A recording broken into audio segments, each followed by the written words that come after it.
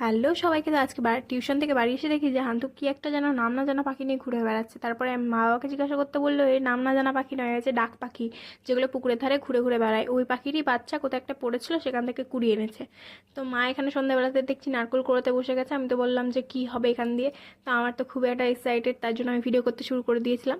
তো মা বললো এটা হচ্ছে তালের পিঠে হবে। তো তালের পিঠের জন্য এখানে নিয়েছে চালের গুঁড়ো আর নুন, চিনি আর সেম পরিমাণে তালটাকে নিয়ে এটাকে মিক্স করেছে। আমি কোথায় একটা চলে গেছিলাম জানি না, তারপরে এসে দেখি এখানে মাখা হয়ে গেছে। তো ডোটা বেশ সফট করে মেখেছিল, জল আই থিঙ্ক ইউজ করেনি।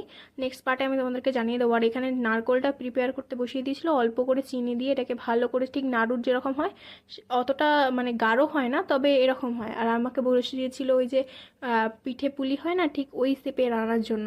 তো আমি পারছিলাম না, মানে মায়ের থেকেই চেয়ে নিলাম ফার্স্টে তোমাদেরকে দেখাবো বলে। তো বাকিটা আসছে নেক্সট পার্টে।